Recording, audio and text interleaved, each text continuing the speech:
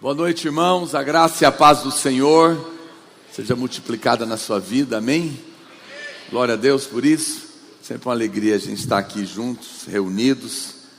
Quero convidar você você está aí de férias, né? Vim participar com a gente dos cultos na quinta-feira.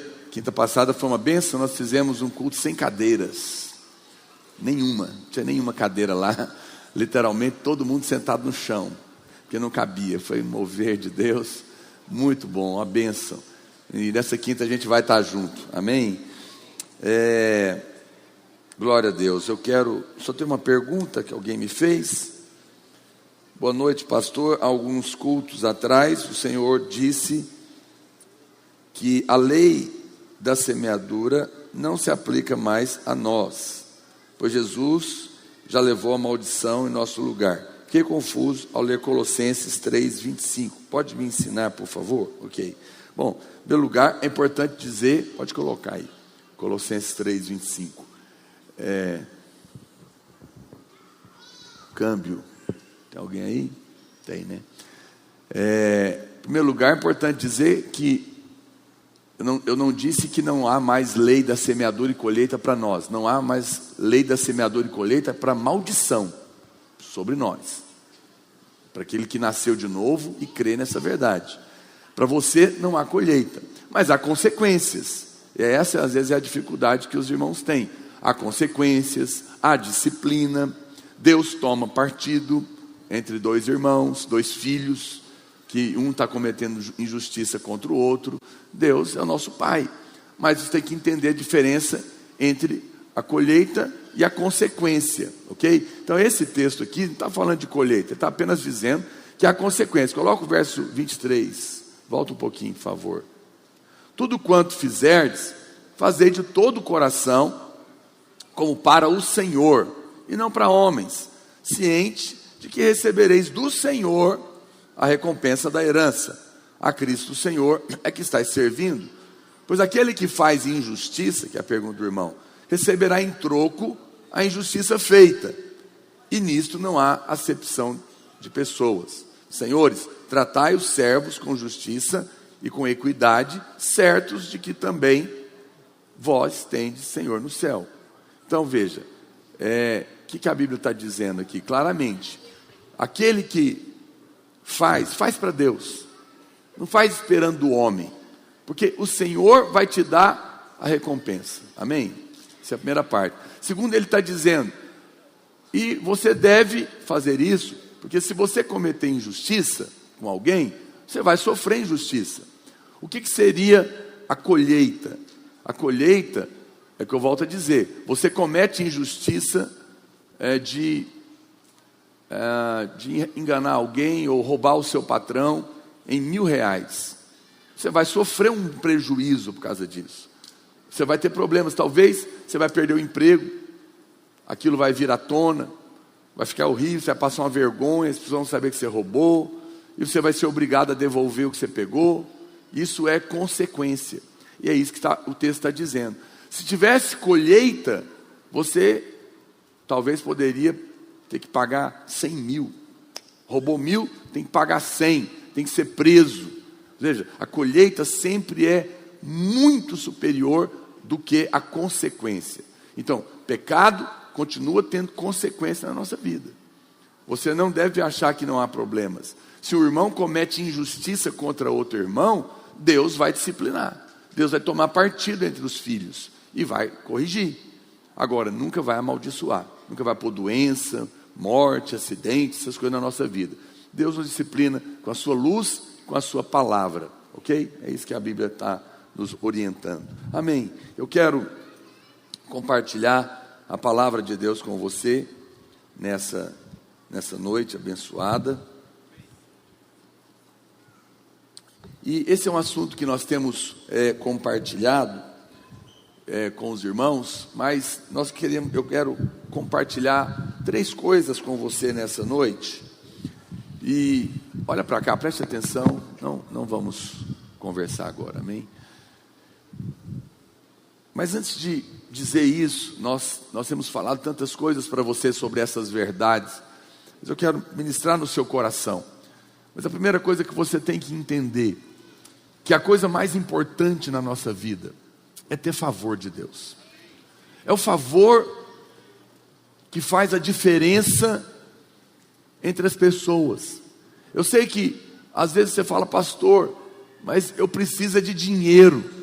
Não, você precisa de favor, porque o favor é que vai abrir as portas e te dar sabedoria para todas as coisas. Pastor, eu preciso de um casamento, que aí eu vou ser feliz. Eu entendo, mas você precisa do favor, porque não é qualquer casamento que vai te trazer felicidade, mas o favor de Deus vai te colocar no lugar certo, com a pessoa certa, na hora certa. Amém, irmãos? O favor é tudo na nossa vida. As pessoas sentem necessidade de tantas coisas e acham que precisam de tantas coisas, mas elas não entendem que se você tem favor de Deus, o respaldo de Deus na sua vida, tudo que você precisa, acende a luz para mim, Charles, tudo que você precisa vai ser colocado na sua vida, porque o favor é a porta do céu que Deus abre para te abençoar. Quem está me entendendo? Quando você tem favor, tudo vai ser diferente para você, mas a sua vida vai avançar, a sua vida vai prosperar. Mas a Bíblia diz que tem um segredo aqui. O segredo é que você pode aumentar o favor. Você pode ter mais favor do que você já está tendo, mas também há coisas que tiram favor. Então, saber o que aumenta o favor e o que tira o favor é chave na nossa vida, para que você não perca esse fluir de vida que Deus está acrescentando em cada área da sua vida. A fé segue caminhos, preste atenção. A fé segue caminhos espirituais que estão na palavra de Deus. Quando você entende esses caminhos, você entra e começa a experimentar na prática a verdade da palavra de Deus na sua vida. Então, se alguma área da sua vida não está acontecendo o que a Bíblia promete, é porque está faltando favor. E Deus quer ensinar você o caminho do favor. Ou se talvez você tinha favor numa área, pastor, estava indo bem, mas parece que parou. É porque talvez alguma coisa aconteceu e você perdeu o favor. Porque existem coisas que tiram favor, mas existem coisas que multiplicam favor. E hoje eu vim aqui para te ensinar a ter favor multiplicado na sua vida. Amém? Quantos querem favor multiplicado? A palavra de Deus nos ensina, e ela é poderosa. Quando eu uso a palavra favor, eu estou falando da graça, não é? Graça é esse favor imerecido, e quando Deus coloca favor na sua vida, os inimigos não vão poder te vencer. Não vão, porque a mão do Senhor vai estar lá. Os críticos não vão poder te reprovar. Os seus concorrentes não vão poder te superar. As pessoas certas vão se aproximar de você. Se você é um negociante, elas vão querer fazer negócio com você, vão querer estar perto de você. E se você é solteiro, vão querer casar com você. Aleluia. O favor de Deus atrai pessoas para estar perto de nós, porque a graça de Deus está fluindo em todas as áreas. Tem pessoas que, de graça, não é? As pessoas falam, não sei, eu gosto de você de graça. Já viu falar isso? De graça eu vou com a cara dessa pessoa. O que é isso? Favor. Às vezes você não fez nada, mas o favor está ali. Honestidade e integridade, elas podem trazer recompensa, mas não produzem favor. Na verdade, elas são resultados do favor. O favor te leva a ter integridade e honestidade, mas elas mesmas por si só não produzem nada, porque senão seria mérito do homem. Mas nós queremos mais do que isso. Nós queremos favor multiplicado na nossa vida. E eu quero falar só 3 coisas com você nessa noite. A primeira delas, eu quero ler com você Romanos capítulo 5, verso 20. Olha o que Paulo diz: sobreveio a lei para que avultasse a ofensa, mas aonde abundou o pecado, superabundou a graça de Deus, multiplicou a graça de Deus. Aqui está o primeiro ponto que a Bíblia está dizendo, que aumenta a favor. Eu sei que por causa dessa afirmação que Paulo faz, Muitas pessoas concluem equivocadamente que só pode ter graça, então, pastor, onde há pecado. Vou chegar um pouquinho para frente, porque o microfone está muito sensível hoje, está pegando o vento aqui. Olha para cá. Então, tem pessoas que equivocadamente, elas acham que só tem favor, então, se alguém pecar. Isso é um pensamento errado. Pastor, é verdade que aonde abundou o pecado, superabundou a graça? Sim. Mas isso não significa que agora eu vou viver no pecado para ter graça. Não é isso que a palavra de Deus está dizendo. Na verdade, essa foi a mesma conclusão que tiraram os opositores do apóstolo Paulo, quando ele falou isso. E Paulo faz uma referência a isso no capítulo 6, no verso 1 do capítulo 6, que ele fala: que diremos, pois? Permaneceremos no pecado para que seja a graça mais abundante? E Paulo mesmo responde no verso 2: de modo nenhum.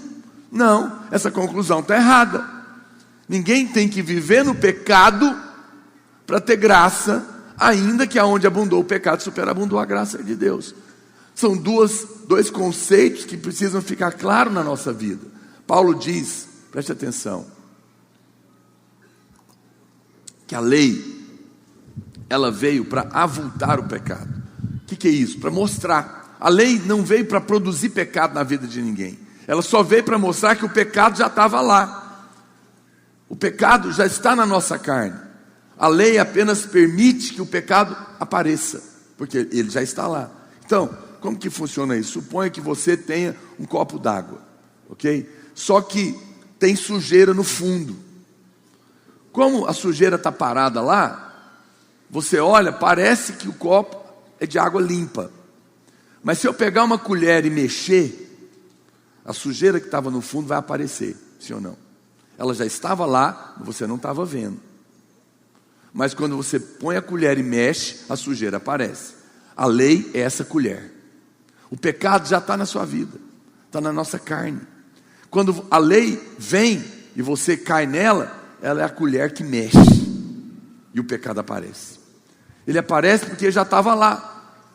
Então, a vontade de Deus é que você entenda e tenha clareza desse assunto. Veja que por isso que é tão sério você tentar viver pelos mandamentos da lei. Por quê? Porque quando você tenta viver pelo mandamento da lei, o pecado vai aparecer na sua vida. A sua carne vai produzir pecado, porque a colher vai mexer. Você vai tentar ser aprovado, você vai tentar merecer, você vai tentar resistir na sua própria força, tentar resolver, e quando você menos percebe, você está caindo. Foi a lei que produziu? Não, ela apenas está lá para mostrar que você é torto na sua carne, e que não vale a pena você ir por esse caminho.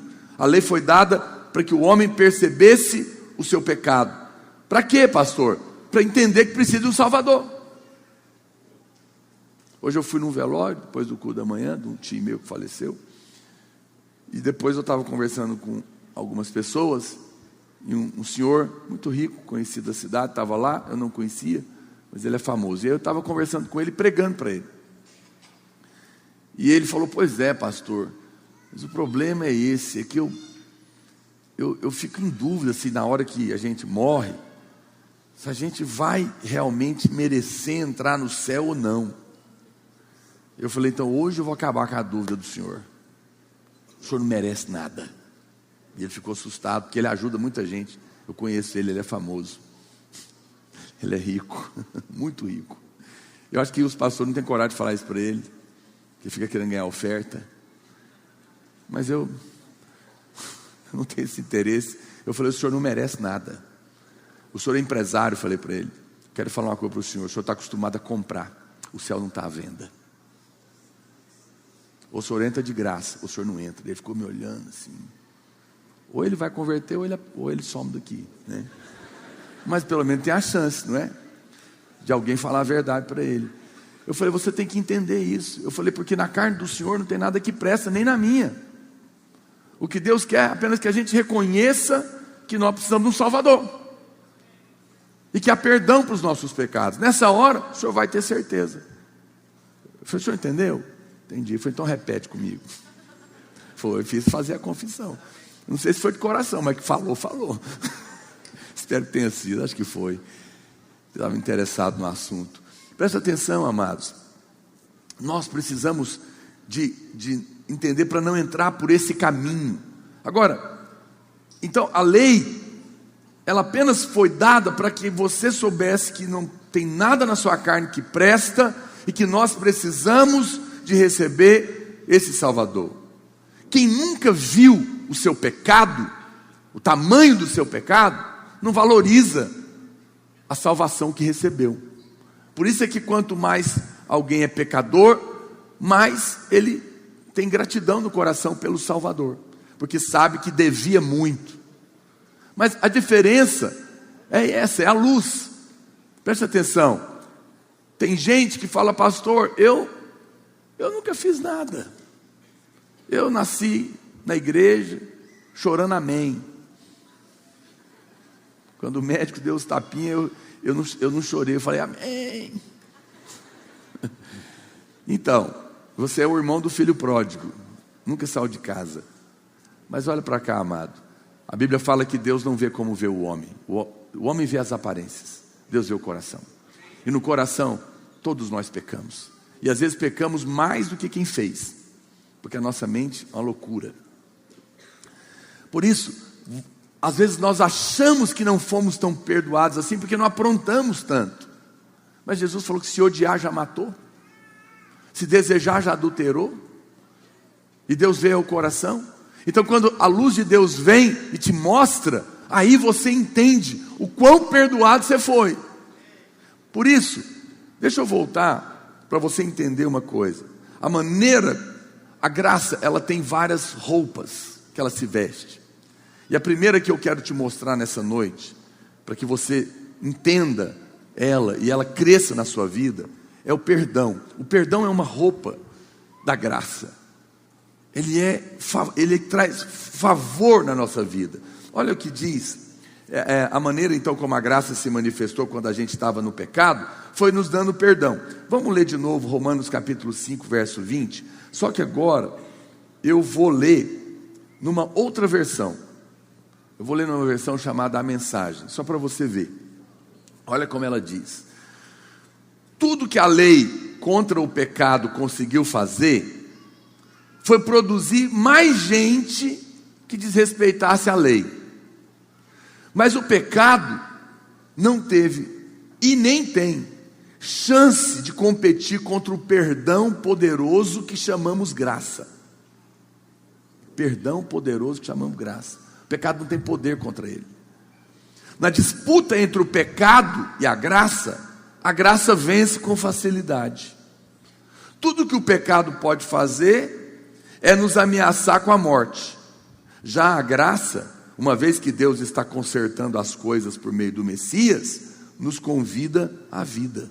Uma vida que continua para sempre e que jamais terá fim. Uau, que coisa linda.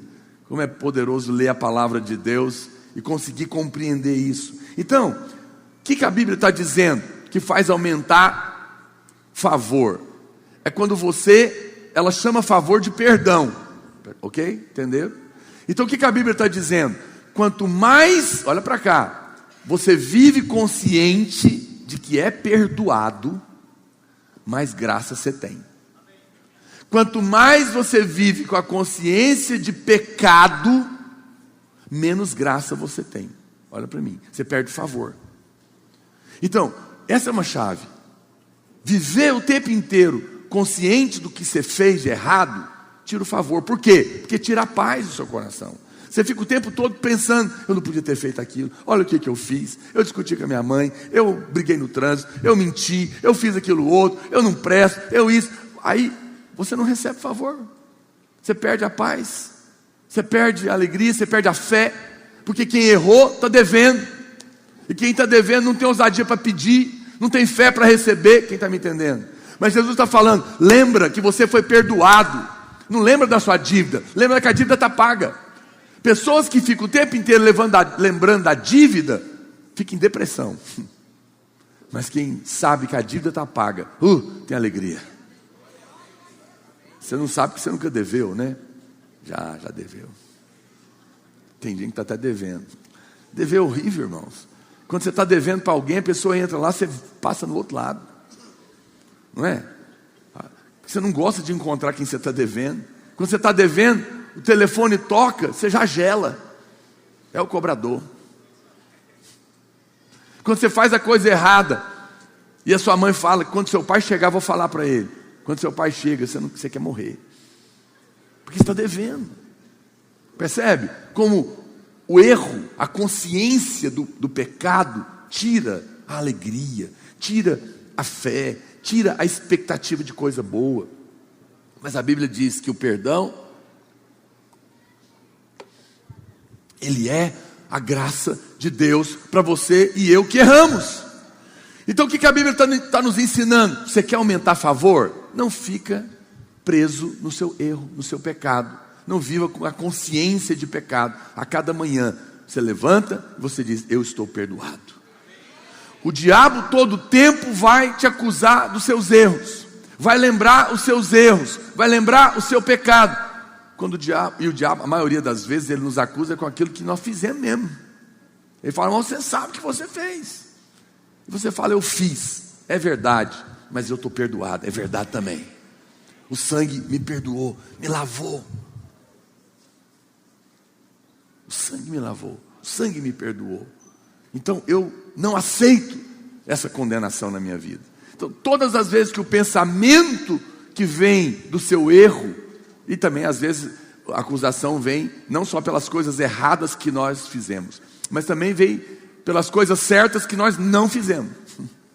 Você não orou o suficiente, você não trabalhou o suficiente, você não estudou o suficiente, você não se arrumou o suficiente, ou você comeu demais. Quer dizer, aí já é do erro, né? Mas não fez ginástica. Veja, acusação pelo que você não fez, é o tempo todo, e isso tira a fé do seu coração. Então, a primeira coisa que a palavra de Deus está nos ensinando é: viva com a consciência de que você foi perdoado. Lucas capítulo 7, 47, a Bíblia diz, essa história, antes de eu ler esse versículo, essa é a história da mulher que foi perdoada. A Bíblia fala que Jesus, ela era uma pecadora. E se Jesus falou que ela era pecadora, porque o negócio era feio, tinha muito pecado. Mas essa história aconteceu na casa do fariseu. Jesus entra na casa do fariseu, ele foi convidado para jantar. Naquela época a mesa não era como a mesa da sua casa, era baixinha assim, 10 centímetros. Então ninguém sentava com as pernas. Hoje você senta, a perna fica para frente. Naquela época ficava para trás. Eles sentavam, porque é tipo uma mesinha de comida japonesa. Você já foi nesses lugares que a mesinha é aqui, assim, no chão? Então eles sentavam, apoiavam no braço esquerdo, punha as pernas para trás, meio de lado, e comia com a mão direita. Então as pernas ficavam por trás. Por isso que a mulher chegou por trás, para lavar o pé dele. Porque senão, se fosse hoje não tinha jeito, porque está debaixo da mesa, não é? Mas a Bíblia diz que o fariseu pensou dentro dele: se esse cara fosse profeta, ele sabia que é uma pecadora que está lavando o pé dele. Jesus conhecia a mente dos homens. Ele poderia falar, se fôssemos nós que fôssemos ele, provavelmente nós já íamos logo: rapaz, eu te conheço, eu estou vendo seu pensamento, você está pensando que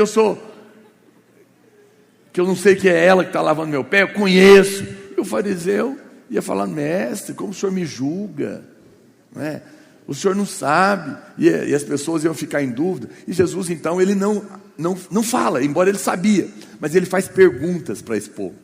Aí ele fala para o fariseu, fala: olha, deixa eu te fazer uma pergunta.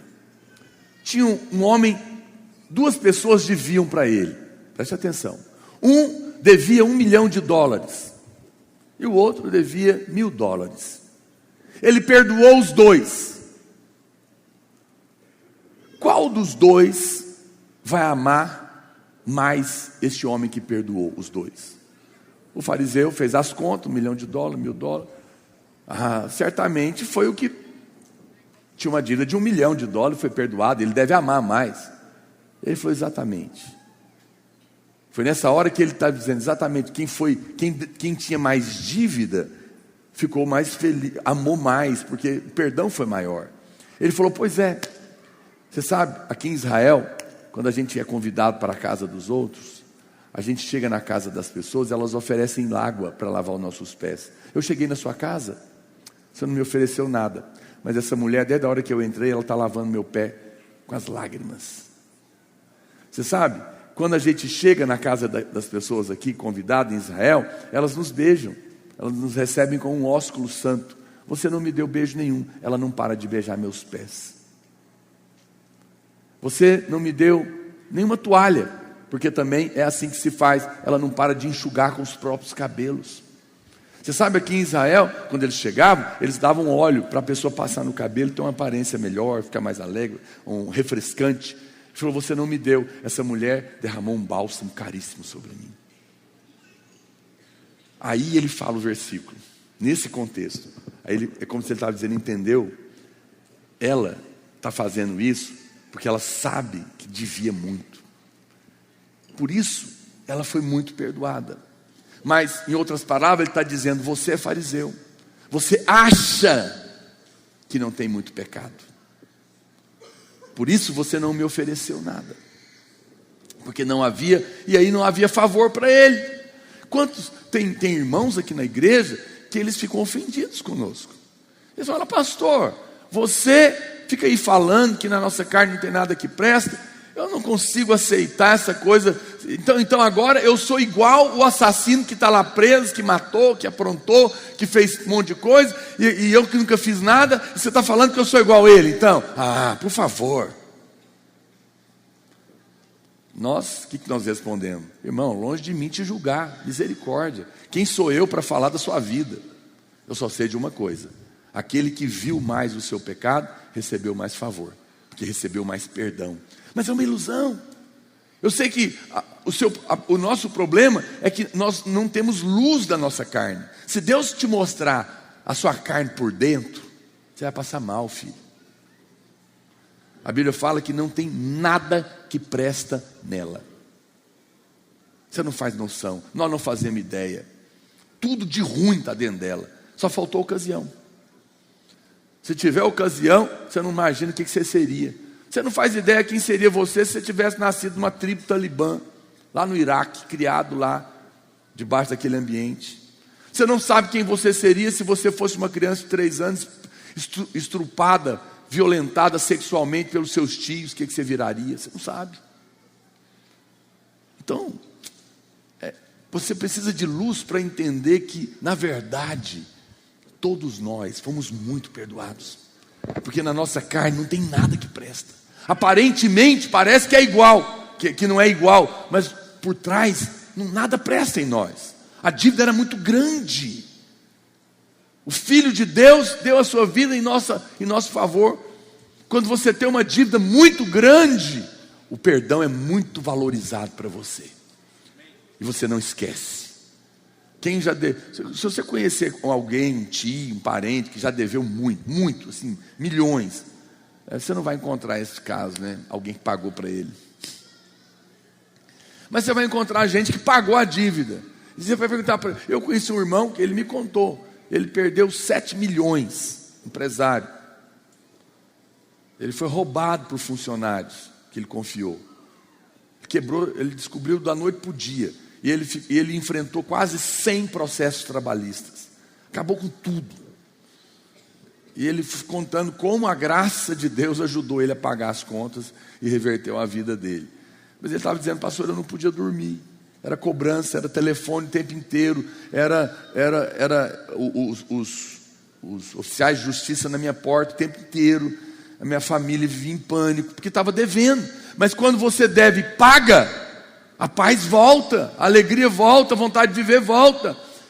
Mas quando você nunca deveu, você não sabe o que eu estou falando. Só que a Bíblia diz que todos nós devemos muito. E quando a luz de Deus nos mostra o quão devedores nós éramos, por causa dos pecados na nossa carne, nós entendemos o quanto o perdão de Deus é a coisa mais maravilhosa que nós recebemos.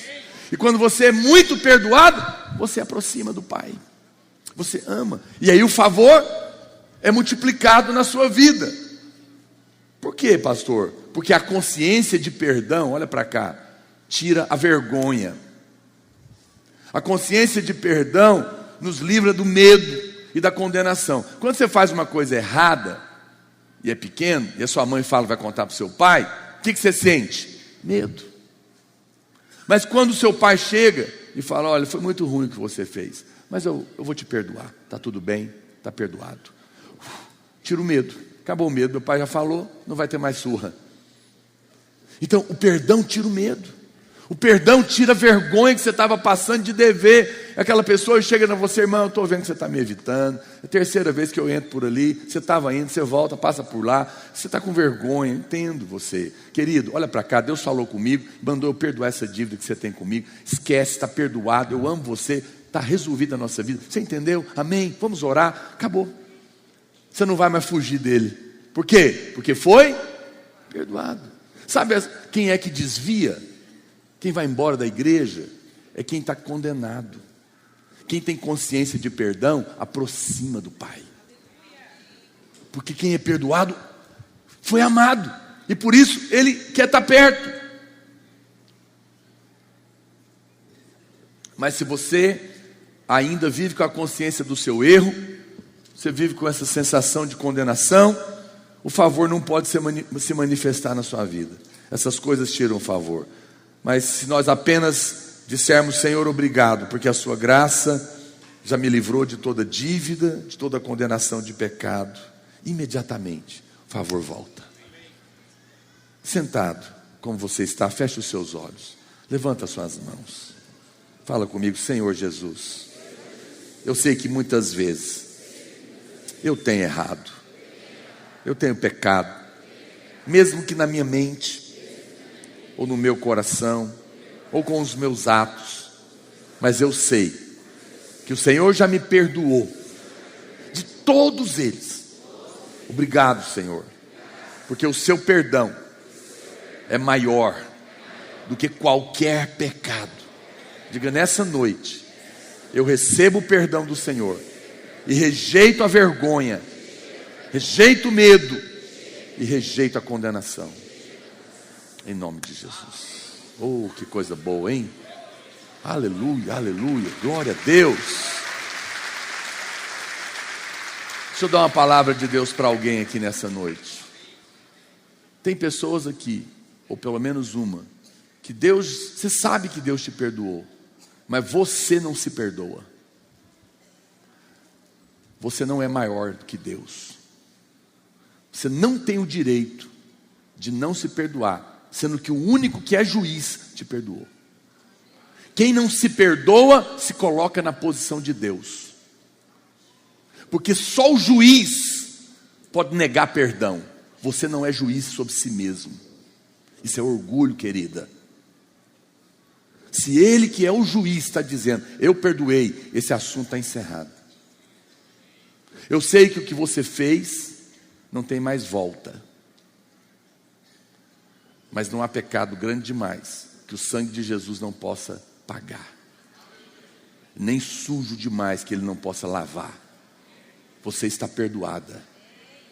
Pare de se condenar. Oh, em nome de Jesus. Sinta a unção de Deus. Oh, irmãos, é tão bom saber que a gente não deve. Você não sente paz, não? Eu estou sentindo paz aqui agora. Quando alguém vier falar para você, deixa falar. Só levanta a mão e fala aleluia, lavado pelo sangue do Cordeiro. Coisa maravilhosa. Isso vai curar você. Segunda coisa, vou falar só 3. A segunda coisa que nós precisamos ter para... Então você entendeu? Se você aceita o perdão, o favor vai ser liberado, que a fé volta. Então nós já estamos com a dívida quitada. Vamos começar o culto assim hoje, ok? Está todo mundo perdoado. Zeramos as dívidas, aleluia. Oh, maravilha, hein? Isso é uma notícia maravilhosa demais. Já pensou? A pessoa numa reunião de credores, reúne todos os devedores, com o nome sujo no SPC, e a polícia dá um indulto, e resolve perdoar todo mundo. E a primeira notícia fala, gente, vamos começar a reunião dizendo, está tudo zerado, não vamos cobrar mais de nada de ninguém, você não deve mais nada, os carnês estão pagos, as prestações estão quitadas. Já dá aquela euforia na gente, né? É maravilhoso isso. Essa é a primeira. Vamos para a segunda. Veja, qual que é o segundo motivo que vai fazer aumentar favor?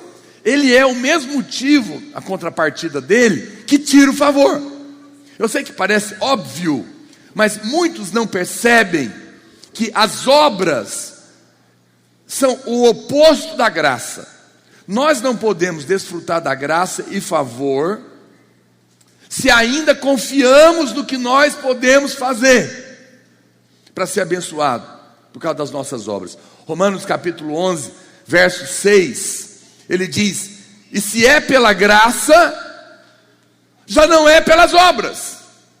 Do contrário, a graça já não seria graça, seria mérito. Você fez por merecer, né? Então essa pessoa que eu conversei, eu sei que ele faz muita coisa errada. Eu não conheço ele não, mas eu sou homem igual ele. E eu falei para ele: eu sei que você já deve ter errado muito na sua vida, mas o Senhor te perdoa. Ele paga suas dívidas. O mundo não conhece essa história, não é? Mas, por outro lado, ele também achou que as coisas boas podiam ajudar, mas não podem, porque nenhum homem é capaz de fazer bem o suficiente para entrar no céu. Não existe uma balança lá. Ou é 100% certo, sem nunca ter errado, e cumprido as 613 leis dos mandamentos do Velho Testamento, por toda a vida, ou bombou. Então não escapa ninguém. Então você tem que entender que você não vai ser abençoado porque você fez tudo certinho, que você faz tarefa, é uma boa menina, obedece sua mãe, faz as tarefas de casa, não mata culto. Mas a sua carne não presta. O ego está lá. Você não poderia receber favor de Deus. E aqui está um engano. O maior problema da vida das pessoas não é o pecado, porque todo mundo tem pecado, e você sabe que você está perdoado. O maior problema é achar que merece. Isso tira favor. Quem acha que é bonzinho, boazinha, não pode receber favor. Por quê? Porque ele vai cobrar de Deus. E Deus não pode ser cobrado, porque na verdade é um engano. Se o pecado fosse a única forma da graça se multiplicar na nossa vida, o que nós diríamos de Jesus? Aqui, agora nós vamos entrar num ponto aqui que talvez você nunca pensou. Porque Jesus nunca pecou. Ele é Deus que se fez homem. Ele se fez pecado, mas ele nunca pecou. Ele se fez pecado porque tomou o nosso pecado sobre ele, mas ele mesmo nunca pecou. No entanto, a Bíblia diz que ele cresceu em graça. Bem, não vamos explicar isso agora. Porque aonde abundou o pecado, superabundou a graça, porque teve perdão, amém? Mas e Jesus que aumentou graça sem nunca ter pecado? Então aqui está um problema. Se só quem pecou pudesse aumentar a graça, essa palavra não poderia ser aplicada para Jesus. No entanto, tem alguma coisa que Jesus fez, mesmo sem nunca ter pecado, que fez a graça aumentar na vida dele. E esse é uma chave para nós. Vamos ler o texto? Você não achar que eu estou falando heresia? Lucas capítulo 2, verso 51.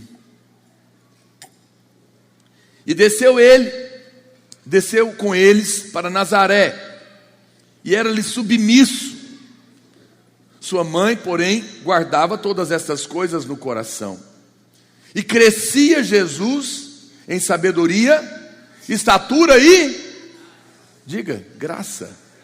Uau! Diante de Deus e dos homens. Veja, parece evidente que havia algo que o Senhor fazia que trazia ainda mais favor sobre ele.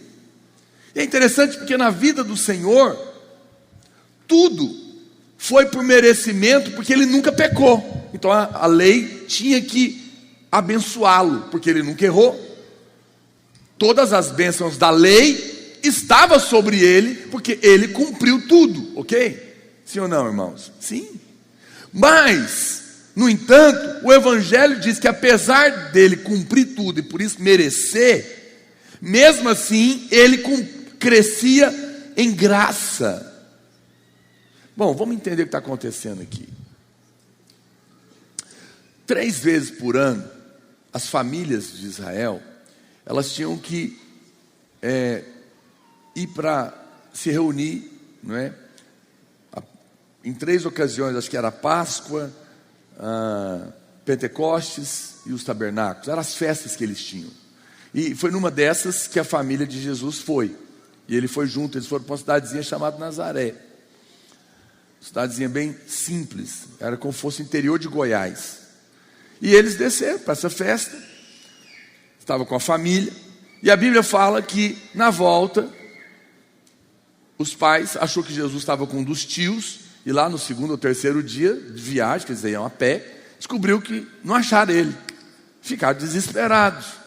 E a Bíblia diz que eles voltaram, procurando um menino. Imagina a angústia. Jesus tinha 12 anos.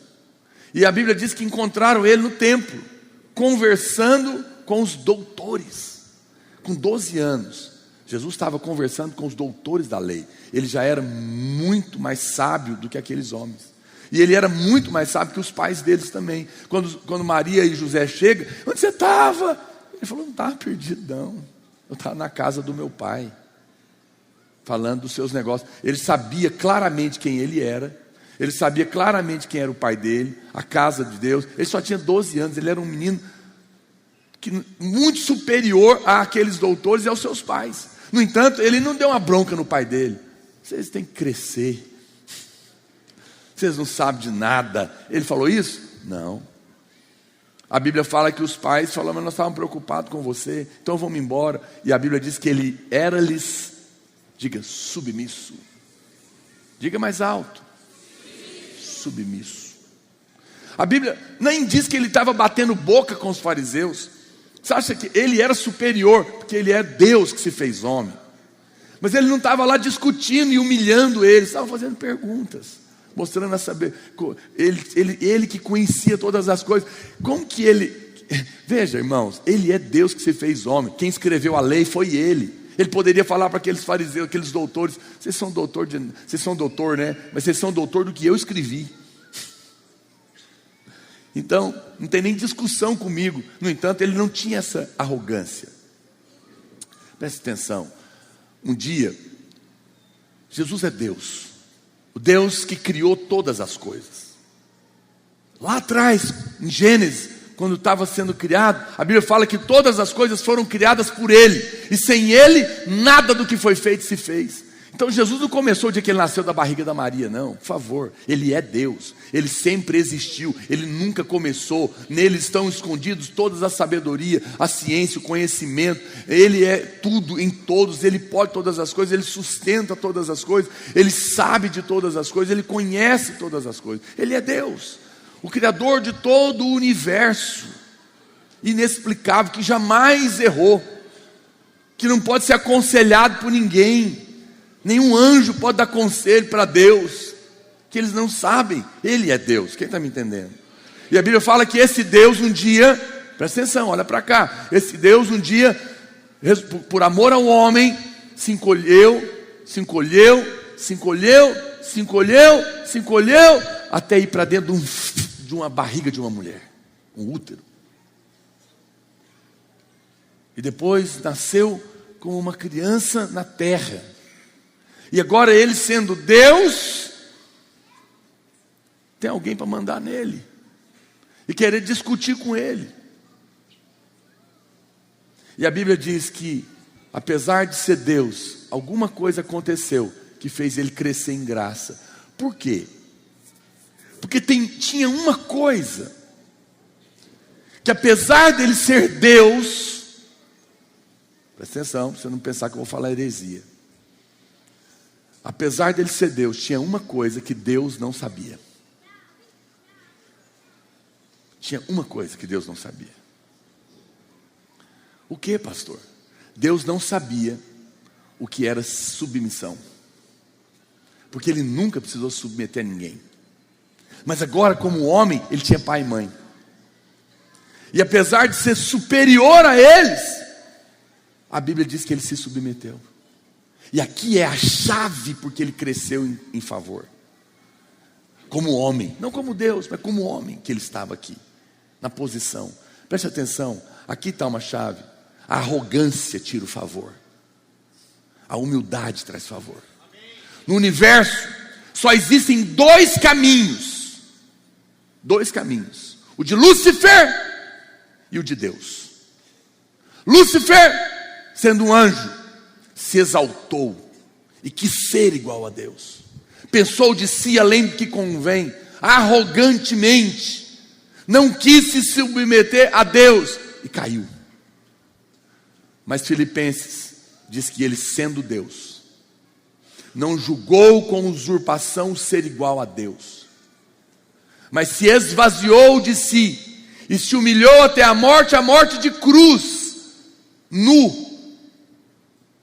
E por isso o Pai o exaltou. A Bíblia diz que Deus dá graça ao humilde, mas resiste ao soberbo. Aqui está uma chave. Por que muita gente não tem favor? Porque está cheio de justiça própria.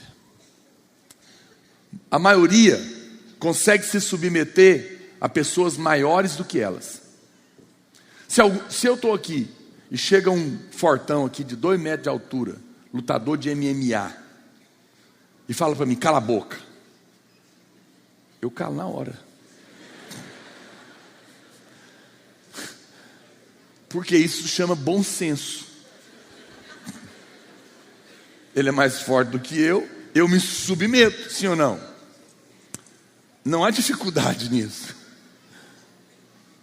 Não há dificuldade. Se submeter a quem sabe mais do que você, se um doutor em algum assunto chegar para conversar comigo e falar para mim, cala a boca, você não sabe nada, eu sou doutor nesse assunto.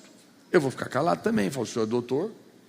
Eu não vou discutir com um doutor, né, em uma área da medicina, porque eu não sei, eu não sou doutor de nada da medicina. Ele é, se ele está falando, eu achei que sabia, mas o cara chegou, ele é doutor, ele tem doutorado, eu me calo, sim ou não? Eu me submeto. Mas qual que é o teste que traz o favor? Olha para cá, é quando alguém menor que você é colocado sobre você. Obrigado, irmã. Alguém teve coragem. O resto ficou mudo. Estava então bem, né? Esse é o teste do favor.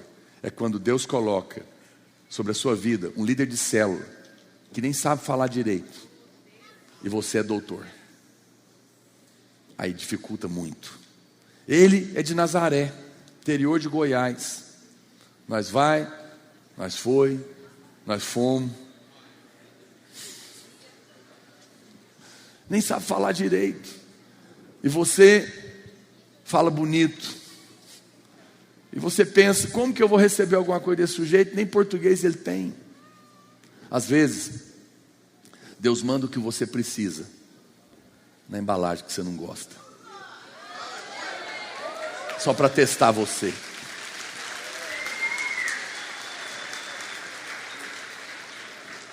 Você queria um líder melhor, um pastor melhor, um patrão melhor.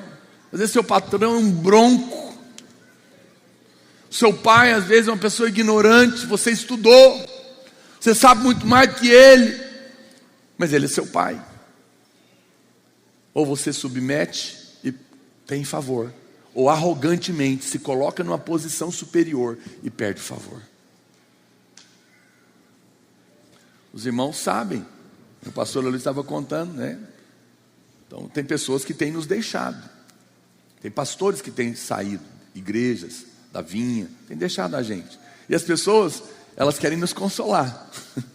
Então elas escrevem para nós: pastor, não fica triste não. Você é maravilhoso. Eu te conheço. E você sabe qual que é nosso pensamento? Fala, não conhece não. Quem conhece é quem saiu. Por isso que ele saiu. Porque nós não prestamos. Nós não somos. Esse outro, a gente está orando para Deus cegar ele, para ele não ir embora também. Porque nós só estamos aqui porque a graça de Deus nos colocou aqui. Porque nós sabemos que em nós não temos condição nenhuma de estar aqui, de ter essa igreja maravilhosa, abençoada. Porque Deus escolhe só os que não prestam, os que não são, os pequenos, os que não poderiam, para que a glória seja toda dele. Então eu louvo a Deus que nós somos uma igreja de gente cega.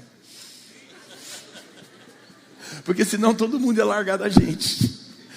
Então a gente não está triste, porque alguém nos deixou e nós estamos amargurados. Não, nos deixou, tinha razão de nos deixar. Ele viu que nós somos pequenos, viu que nós somos medíocres. E isso não é hipocrisia minha não, irmão. Acredite, eu não estou zombando não, é verdade. Viram que são maiores do que nós, por isso foram embora. Mas por que nós estamos em paz? Porque nós não ficamos aqui pensando de nós além do que convém.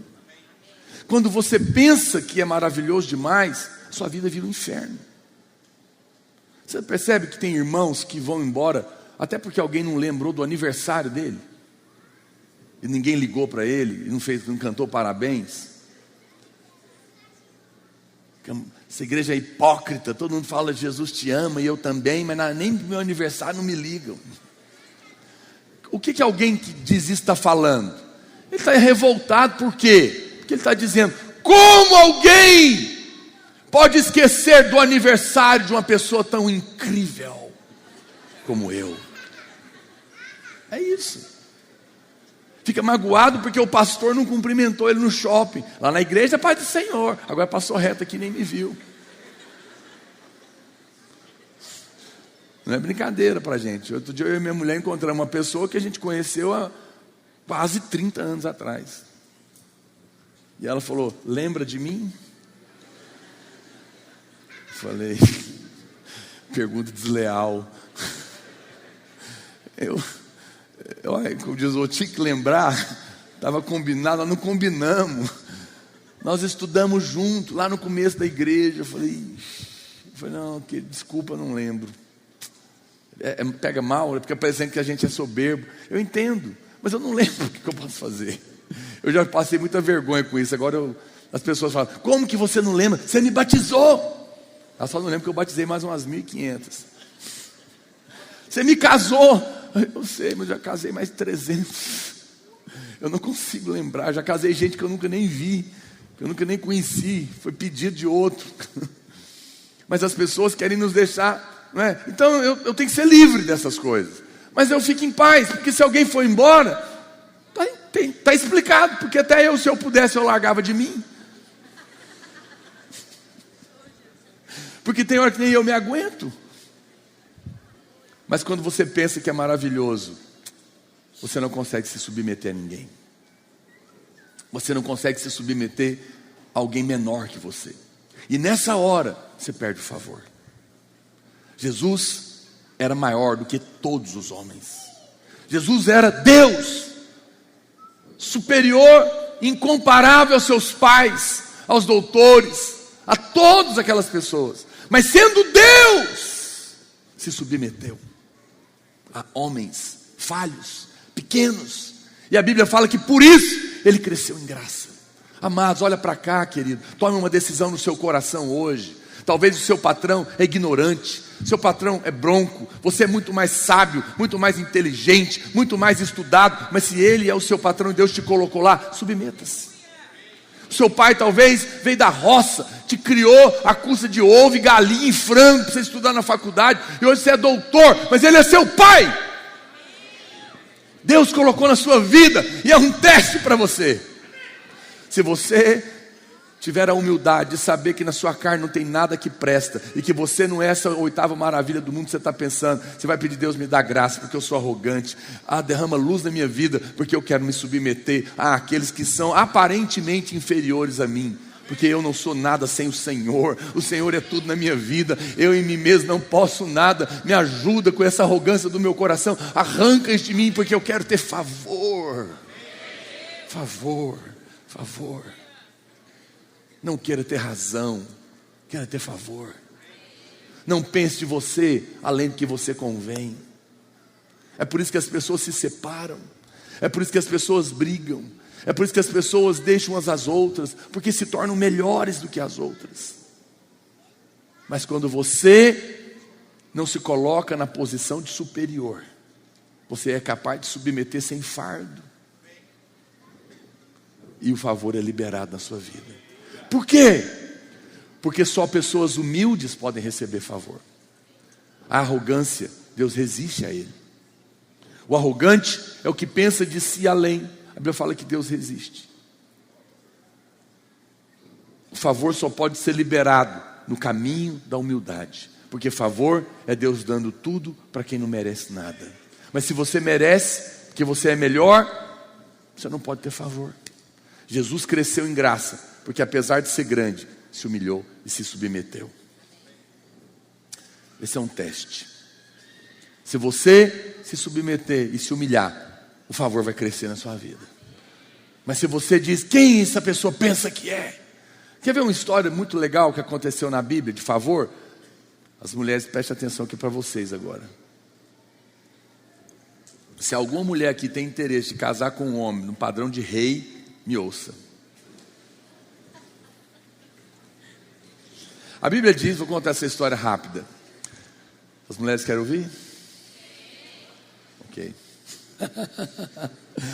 A Bíblia diz que tinha um rei chamado Assuero, e a mulher dele chamava Vasti. Ela era rainha.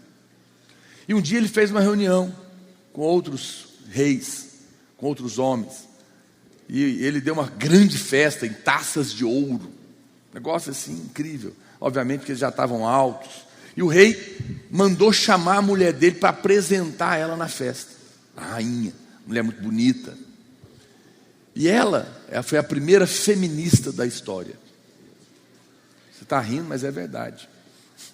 Ela falou, eu não vou de jeito nenhum. Quem é esses cambada de cachaceiro, achando que eu vou lá me expor? Não vou. Eu vou mostrar quem manda na minha casa. Estou te contando na linguagem de hoje, mas foi mais ou menos por aí. Ela quis mostrar que ela era que mandava em casa. E a Bíblia fala então que ela negou ir. E aquilo foi uma desonra muito grande para o rei. Porque os outros ministros do rei falaram para ele, rei, como que nós vamos fazer agora? Porque nós vamos chegar em casa e as nossas mulheres, nenhuma mais vai querer se submeter a nós. Porque se a rainha se posicionou dizendo que ela faz o que quer, como que nós vamos fazer? E os outros reis dos outros países não vão respeitar mais o Senhor. Tem que ser feita alguma coisa. E o rei falou, mas o que nós vamos fazer? É grave realmente, vamos matar? Nós não podemos matar a rainha. E alguém então deu uma sugestão seríssima. Ele disse que se afaste a rainha e que nunca mais ela veja a presença do rei. Olha para cá, queridos. A arrogância tira a presença.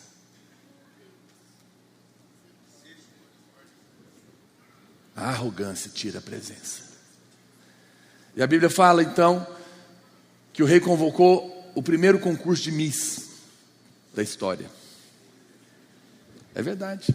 Só que o prêmio era uma coroa de verdade.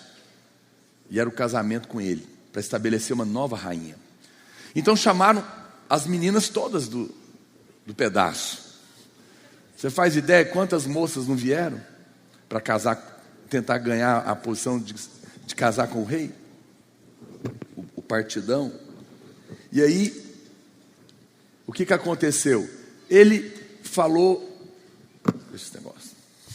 Ele falou o seguinte: olha, todas as candidatas, vocês podem dar para elas, vão se preparar e para se apresentarem. Pode dar para elas tudo o que elas quiserem, para se embelezar, para se apresentar.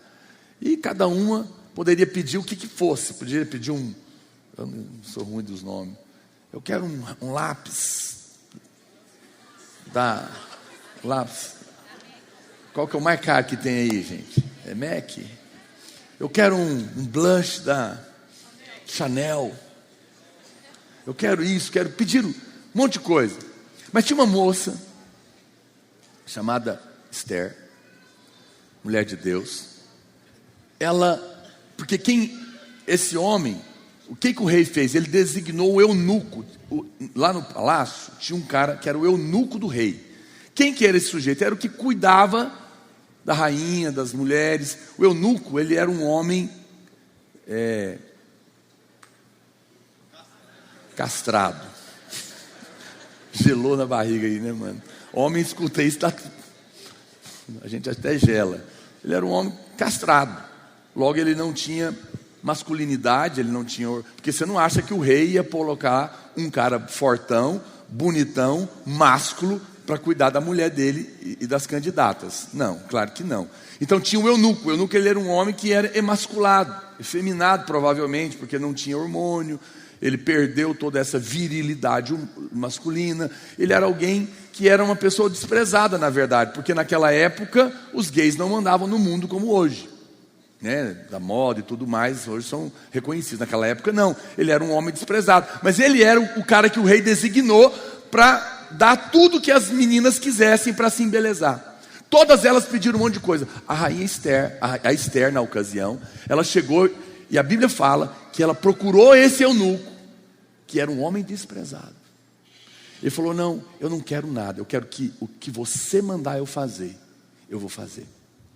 Ela se submeteu ao eunuco, um homem desprezível. Mas aqui estava a sabedoria dela. A Bíblia diz que ela foi escolhida porque ela achou favor diante de Deus. Mas por que ela achou favor? Onde estava a chave? Na submissão ao eunuco. Sabe por quê? Quem era a pessoa que conhecia o gosto do rei e que por anos arrumou a rainha?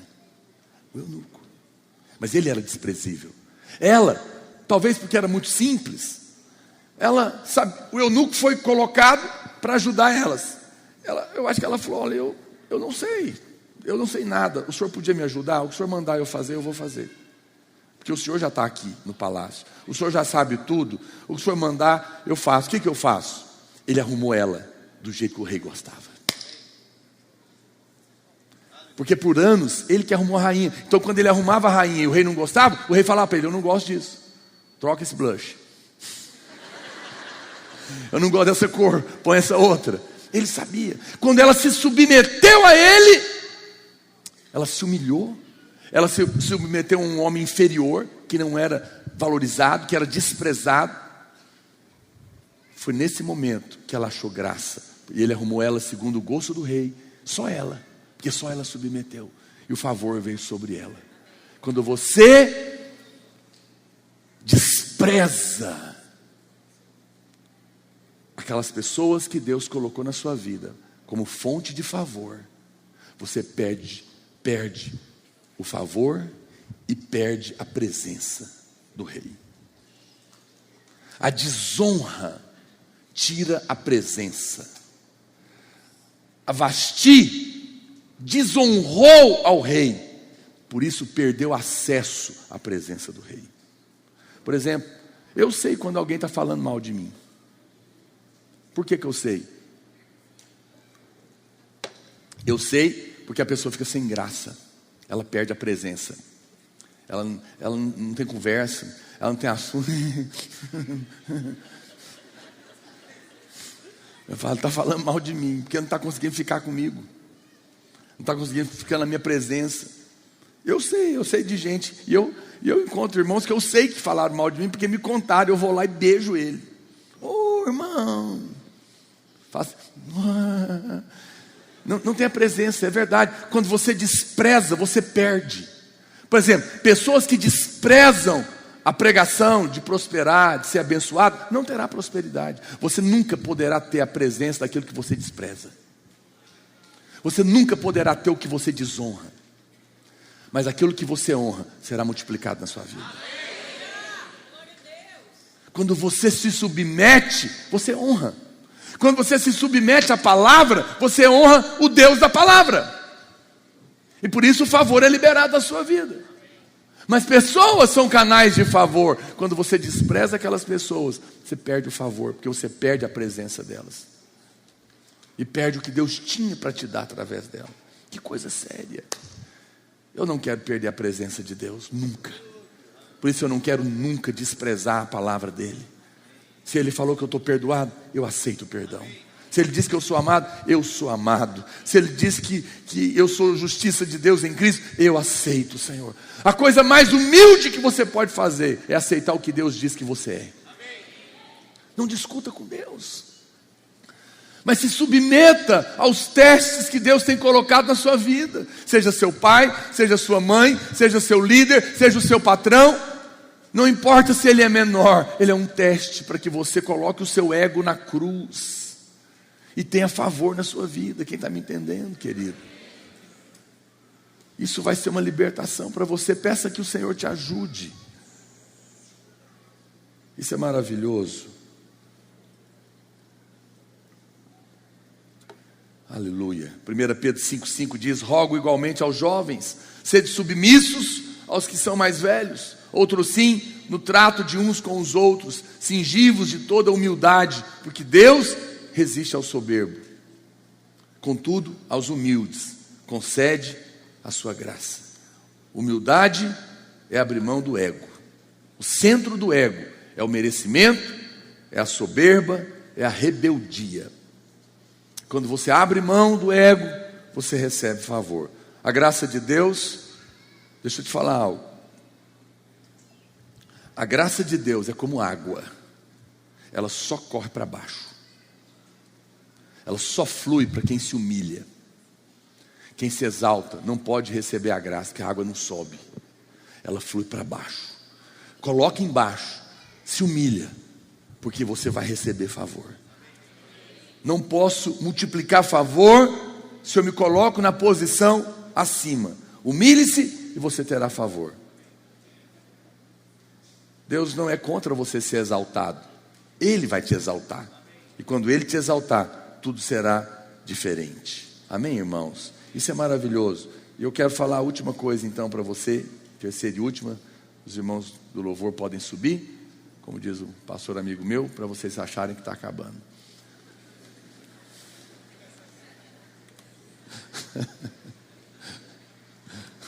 Gostei disso. Mas eu vou acabar, eu estou acabando mesmo. Olha para cá. A terceira coisa que multiplica o favor e última, a Bíblia diz em 2 Pedro, capítulo 1, verso 2.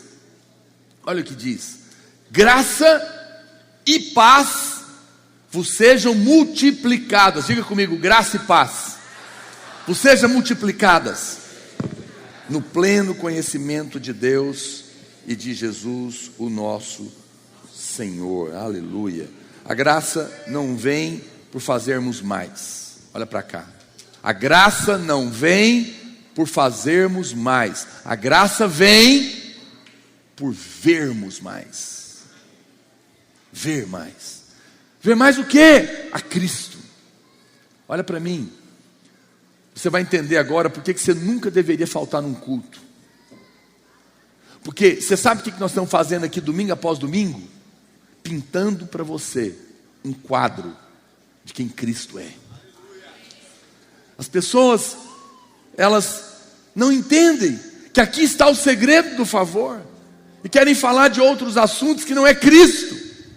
Mas a Bíblia diz que quando você olha para Ele e vê o tanto que Ele te ama, o tanto que você é precioso para Ele, e vê o perdão, e vê o amor, e vê a justiça de Cristo, você ganha fé e recebe favor. O favor é multiplicado quando a gente vê Cristo. E nós vemos Cristo quando nós olhamos para a sua palavra. E nós vemos a sua bondade. E nós vemos o seu amor. A graça e a paz são multiplicadas quando você vê mais do Senhor, diz a Bíblia. Quanto mais você ouve a pregação que te leva a conhecer mais de Cristo, mais favor você experimenta e tudo na sua vida prospera. Porque você vem aqui, você recebe mais um pouco, você vê mais um pouco e você vai embora com mais graça. E a sua semana é melhor ainda. Você recebe esse favor porque você honra a palavra de Deus, contemplando o Senhor. Nós cremos em um evangelho de vida, de abundância. E a Bíblia diz que essa graça é colocada junto com a outra coisa, que é a paz. Olha para cá. Quem não tem paz, não tem graça. Olha o que Pedro está dizendo. Graça e paz vos seja multiplicado. Uma coisa não tem jeito de andar separada da outra. Olha para cá que eu vou te dar uma chave. Pessoas que não desfrutam de paz não podem ter graça multiplicada. Para você ter favor multiplicado, você tem que ter paz. Pastor, mas aí agora complicou demais, porque eu não consigo ficar em paz. A palavra de Deus diz que o favor e a paz nos são multiplicados no pleno conhecimento. Então, para a gente entender isso, a gente tem que recorrer a um recurso da palavra de Deus, para procurar a primeira menção disso. E a Bíblia diz que a primeira vez que aparece a palavra graça, ela está lá em Gênesis capítulo 6, verso 8. Coloca para mim. Onde diz que Noé achou graça diante do Senhor. Então aqui está a primeira vez que aparece a palavra graça. Isso é uma regra para quem estuda a Bíblia, chamada lei da primeira menção. Quando aparece o assunto pela primeira vez na Bíblia, ele determina o significado desse assunto por toda a Bíblia. E aqui está a primeira vez, Noé achou graça. Você fala, mas aonde está a revelação? Aí quando o versículo não explica, tem uma segunda regrinha de interpretação da Bíblia, que é que a revelação está no significado dos nomes. E a palavra Noé significa descanso. Então, quando a gente lê, porém, o descanso achou favor. Quando você descansa, você acha favor. Quanto mais você vive no descanso, mais favor você tem. Quando eu estou falando de descanso, eu não estou falando de alguém passivo. Eu estou falando de alguém que vive sem ansiedade. Muitos irmãos vivem com tanta ansiedade, angústia, preocupação. Isso tira você do descanso. Isso é mal aos olhos de Deus, porque Ele quer que você tenha paz e descanso.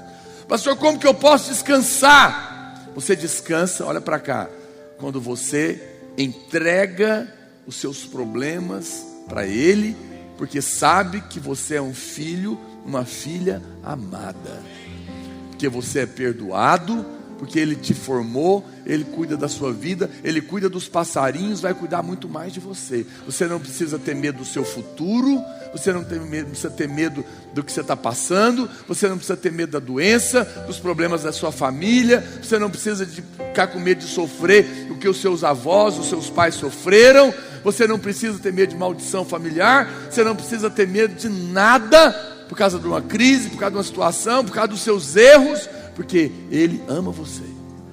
E o amor de Deus está cuidando de você. Ele diz, eu não te deixarei, eu jamais te abandonarei, eu estarei com você todos os dias da sua vida. E eu não neguei o meu filho, de graça te entreguei como prova do meu amor. E se eu não neguei meu filho, o que eu vou negar? Quando você crê nisso, você descansa. Um dia eu estava lá na minha casa, e eu estava passando um momento muito ruim, uma perspectiva muito ruim. Eu tenho família, eu não sou mais um jovenzinho, e o diabo me atacou. O que você vai fazer? Daqui a pouco você já está velho. O que você vai fazer para cuidar da sua família, do seu futuro? Eu estava orando, e eu vi literalmente um passarinho na minha grama. E eu fiquei olhando aquele passarinho. Eu falei, eu nunca tinha percebido, porque não tem nada lá. Não tinha uma árvore, eu não jogo semente lá. Eu falei, o que esse sujeito está comendo? Porque eu não estou vendo. Eu não consigo ver a comida que eles comem na grama lá de casa, porque não tem nada lá. Mas todo dia eles comem lá. E Deus falou para mim, olha como eles estão gordos. Eles não trabalham, não plantam, não colhem. Você nem consegue ver a comida deles. Mas sabe por que eles estão gordos? Eu estou cuidando deles. E Deus falou para mim, você é mais importante do que o passarinho. Se eu cuido deles, eu vou cuidar de você também. Era uma coisa simples, eu chorei tanto na presença do Senhor. E eu não esqueço, quando o diabo quer me colocar medo, eu lembro que eu tenho alguém que me ama. Eu falho tanto, irmãos. Eu poderia ter medo do futuro, mas sabe por que eu não tenho? Porque tem um Deus que me ama. E quando eu lembro disso, eu descanso. E quando eu descanso, Deus libera favor. Vamos ficar de pé.